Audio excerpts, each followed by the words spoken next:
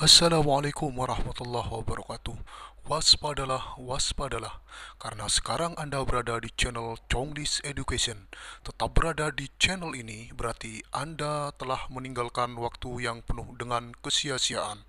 Di channel ini terdapat konten B2O, baca buku olahraga yang dikhususkan untuk para mahasiswa yang lebih suka main bola daripada membaca. Supaya belajarnya lebih mudah, maka cukup mendengarkan saja.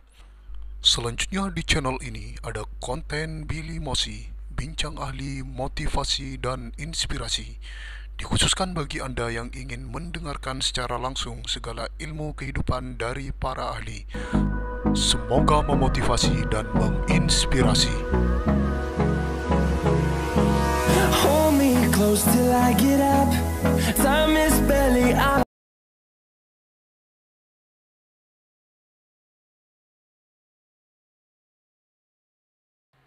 Assalamualaikum warahmatullahi wabarakatuh. Kembali lagi di Chonglis Education. Pada kesempatan kali ini saya akan membahas soal-soal kemampuan pedagogik keguruan, di mana soal-soal pedagogik biasanya dipakai sebanyak 30% di soal SKB CPNS, sedangkan 70%-nya adalah soal-soal keahlian keguruan masing-masing. Untuk itu, saya harap soal-soal yang saya sajikan nanti masuk di soal-soal SKB CPNS yang akan kalian hadapi bersama. Oke, ke soal yang pertama. Kriteria keberhasilan belajar siswa ditentukan menggunakan kriteria ketuntasan minimal atau KKM. KKM adalah rata-rata setiap unsur dari kriteria yang ditentukan. Untuk menentukan KKM diperlukan faktor-faktor. A. Kompleksitas indikator, daya dukung, dan kemampuan guru. B. Kemampuan guru, sarana dan prasarana, dan intake siswa. C. Kompleksitas indikator, daya dukung, dan intake siswa. D.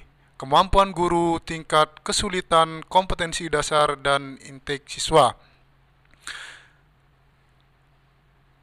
Ya, betul. Jawabannya adalah C. Kompleksitas indikator, daya dukung, dan intake siswa.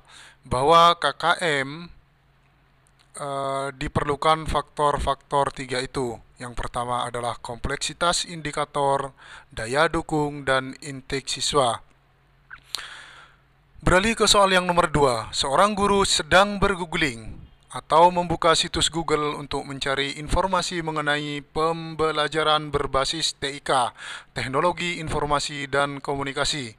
Pengertian googling dalam istilah internet tersebut adalah A. Program mencari informasi. B. Program desktop publishing.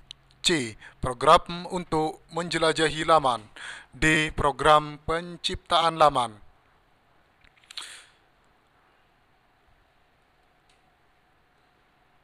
Ya, betul sekali, jawabannya adalah C. Googling dalam istilah internet adalah program untuk menjelajahi laman. Yang ketiga, seorang guru ingin membuka situs Google untuk menuliskan catatan ide, refleksi yang bersifat pribadi atau untuk membagikan secara umum. Fitur yang dapat dimanfaatkan oleh guru tersebut adalah A. Book, B. Forum, C. Blog, D.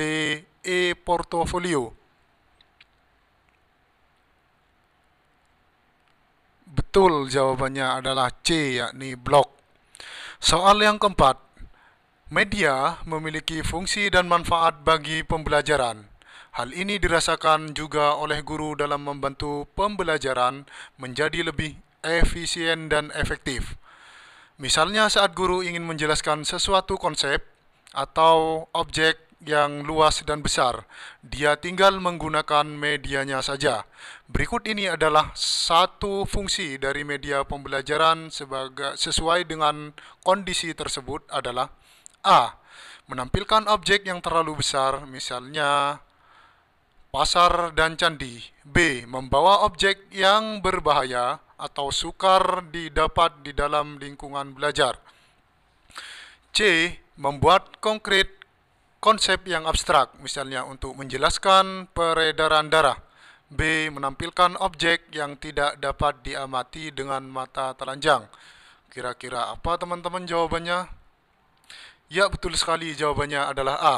Menampilkan objek yang terlalu besar, misalnya pasar dan candi. Kita beralih ke soal yang kelima. Setiap materi pembelajaran memiliki tingkat kesukaran yang bervariasi. Untuk memudahkan peserta didik memahami materi yang memiliki tingkat kesukaran tinggi, guru sering memanfaatkan media pembelajaran. Misalnya, media gambar atau tayangan video yang berisi sistem peredaran darah. Fungsi media pada pernyataan tersebut adalah A. Menampilkan objek yang terlalu besar. B. Membuat konkret konsep yang abstrak. C. Menampilkan objek yang tidak dapat diamati dengan mata telanjang. D. Membawa objek yang berbahaya atau sukar didapat di dalam lingkungan belajar.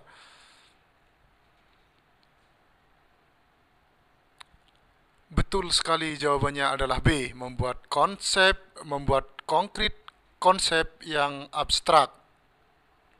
Soal yang keenam, seorang guru harus mampu memanfaatkan media pembelajaran atau sumber belajar untuk mencapai tujuan pembelajaran utuh. Pernyataan berikut yang benar terkait dengan media pembelajaran adalah A. Media pembelajaran yang paling baik adalah media yang berbasis TIK. B. Sebuah media dapat digunakan untuk semua kegiatan pembelajaran. C.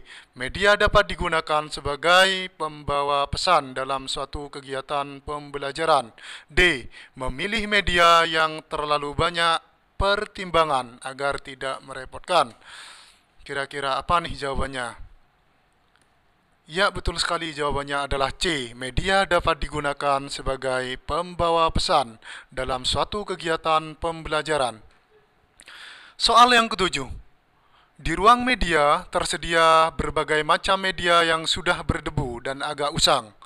Sebagai seorang pendidik yang kreatif, sebaiknya dapat memanfaatkan media dan memilih media mana yang akan digunakan. Dia memilih beberapa pertimbangan dalam hal ini. Pertimbangan dalam memilih media pembelajaran yang harus diperhatikan adalah A. Tujuan, sasaran didik, karakteristik media, waktu pengoperasian, biaya, ketersediaan, konteks penggunaan, dan mutu teknis. B. Sasaran didik, karakteristik media, waktu pengoperasian, tujuan, visi misi sekolah, dan konteks penggunaan. C. Tujuan, sasaran pendidikan, karakteristik media, visi sekolah, dan konteks penggunaan. D.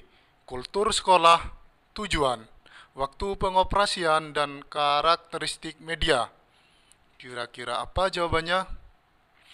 Ya, betul sekali, jawabannya adalah A, yakni tujuan, sasaran pendidikan, karakteristik media, waktu pengoperasian, biaya, ketersediaan, konteks penggunaan, dan mutu teknis. Selanjutnya di soal yang nomor 8, pada saat mempersiapkan pembelajaran, seorang guru harus dapat menentukan jenis media yang tepat sesuai dengan materi. Dilihat dari kemampuan jangkauannya, media dapat dibagi ke dalam A. Media yang memiliki daya liput yang luas dan media yang memiliki daya liput terbatas. B. Media yang dapat digelar atau B. Media yang dapat didengar saja dan media yang dapat dilihat. C. Media tradisional dan media yang berbasis TIK. D. Media 2 dimensi dan media 3 dimensi. Kira-kira apa nih jawabannya? Ya, betul sekali, jawabannya adalah A. Media yang memiliki daya liput yang luas dan media yang memiliki daya liput terbatas. Soal yang ke-9 nih teman-teman, soal untuk kemampuan pedagogi keguruan, di sini saya hanya memasukkan 20 soal. Untuk soal yang ke-9, pada saat mempersiapkan pembelajaran, seorang guru dapat menyusun strategi pembelajaran dan menentukan media yang akan digunakan dalam pembelajaran tersebut. Kemampuan dasar yang harus dimiliki seseorang pendidik terkait dengan keterampilan memilih media pembelajaran adalah: A. Pendidik harus mengetahui latar sosial budaya siswa dan sekolah. B. Pendidik harus memahami karakteristik dari media pembelajaran tersebut. C. Pendidik harus menyesuaikan diri dengan kemampuan sekolah. D. Pendidik menyesuaikan dengan materi pembelajaran. Kira-kira apa nih jawabannya? Ya, betul sekali, jawabannya adalah pendidik harus memahami karakteristik dari media pembelajaran tersebut. Lanjut ke soal yang nomor 10. Memilih media pembelajaran hendaknya tidak boleh sembarangan, tetapi harus didasarkan pada kriteria tertentu. Misalnya, apakah untuk belajar individual, kelompok kecil, kelompok besar, atau massal. Pernyataan tersebut dalam memilih media termasuk ke dalam kriteria: A. Tujuan, B. Sasaran didik, C. Ketersediaan, D. Konteks penggunaan. Kira-kira apa nih jawabannya soal yang ke-10? Ya, betul sekali. Jawabannya adalah D. Konteks penggunaan. Soal yang ke-11, kemampuan berikut ini yang merupakan perkembangan kognitif adalah: A. Kemampuan berkomunikasi, B. Kemampuan berinteraksi, C. Kemampuan untuk kemampuan untuk mengintegrasikan diri, D. Kemampuan untuk memecahkan masalah. Kemampuan berikut yang merupakan perkembangan kognitif, teman-teman yang masuk perkembangan kognitif. Betul sekali, jawabannya adalah D. Kemampuan untuk memecahkan masalah. Selanjutnya, kemampuan berpikir untuk mengoperasikan kaidah-kaidah logika, tapi masih terkait dengan objek-objek yang bersifat konkret, merupakan ciri-ciri kemampuan anak berusia: A. 0-2 tahun, B. 2-7 tahun, C. 7-11 atau 12 tahun, D. 11-12-14 atau 15 tahun. Ini nih yang perlu teman-teman catat dan ingat-ingat, biasanya keluar di soal SKB keguruan. Kemampuan berpikir untuk mengoperasikan kaidah-kaidah logika, tapi masih terkait dengan objek-objek bersifat konkret. Kira-kira apa nih jawabannya? Ya, betul sekali, jawabannya adalah 7-11 atau 12 tahun. Soal yang nomor 13, faktor utama yang mempengaruhi perkembangan kognitif peserta didik adalah: A. Perasaan, B. Gaya pengasuhan, C. Psikologis, D. Individu. Faktor utama nih teman-teman yang mempengaruhi perkembangan kognitif peserta didik. Kira-kira apa nih? Apakah perasaan, apakah psikologis, atau individu? Betul sekali, jawabannya adalah gaya pengasuhan orang tua. Gaya pengasuhan guru juga. Oke, selanjutnya di soal yang nomor 4. Menggunakan potongan sapu lidi, kelereng, globe, gambar-gambar yang menyangkut pembelajaran IPA serta IPS sebagai media adalah sesuai dengan tahapan perkembangan berpikir anak yang dikenal sebagai tahapan: A. Pengamatan dan penginderaan yang insentif terhadap lingkungannya atau dikenal dengan sensomotor. B.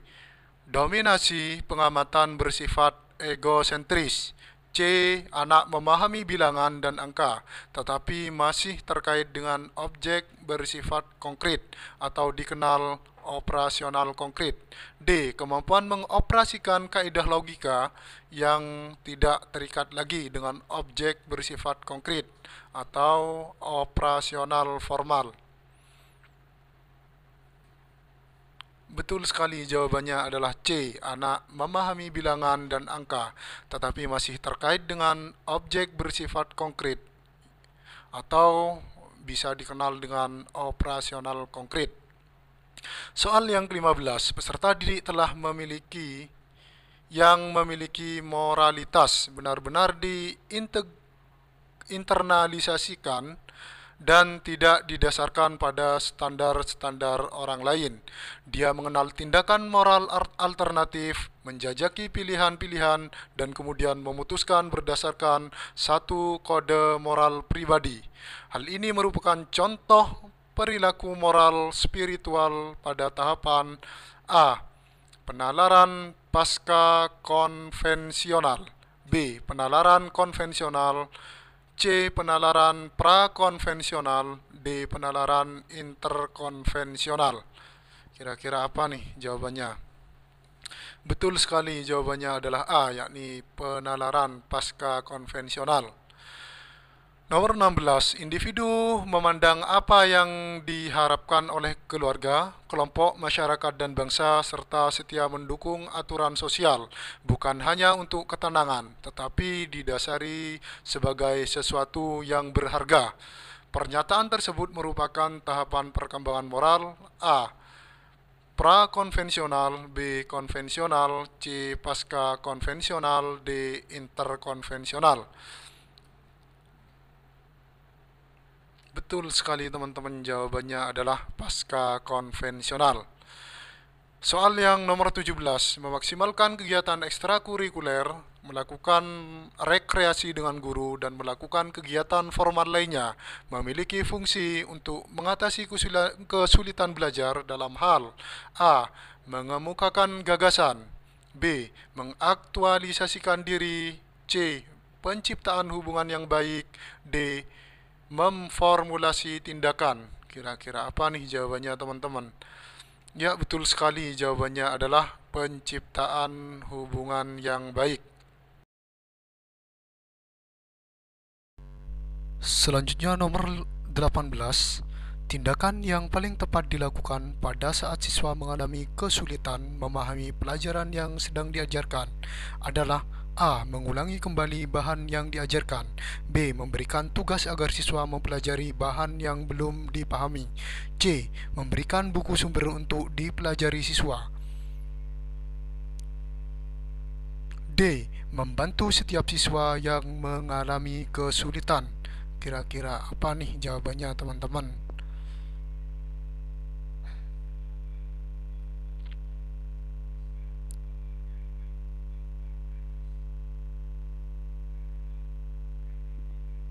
Ya, betul sekali, jawabannya adalah D. Membantu siswa yang mengalami kesulitan. Soal yang ke-19, seorang peserta didik mampu mendengarkan informasi yang disampaikan oleh guru, tapi pada saat ditanya ia tidak mengerti apa yang ia dengar. Peserta didik tersebut mengalami kesulitan atau gangguan belajar dalam hal A. Kesulitan akademis, B. Gangguan simbolis, C. Gangguan non-simbolis, D. Gangguan sosial. Betul sekali, jawabannya adalah gangguan simbolik. Jadi gangguan simbolik adalah siswa mampu mendengarkan informasi yang disampaikan oleh guru, tapi pada saat ditanya ia tidak mengerti apa yang ia dengar.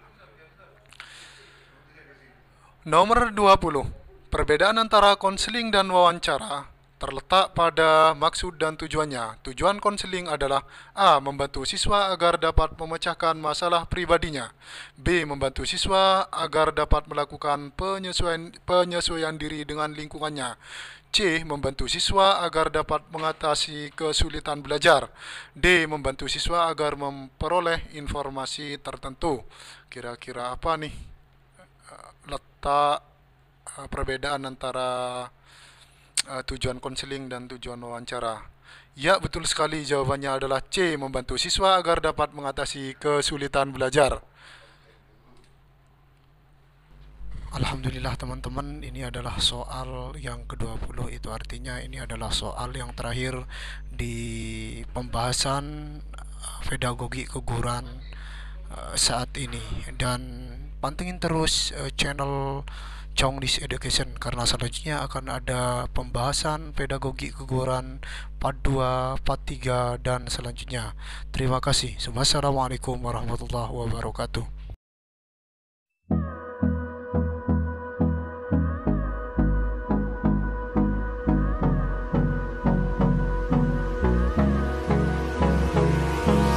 Hold me close till I get up.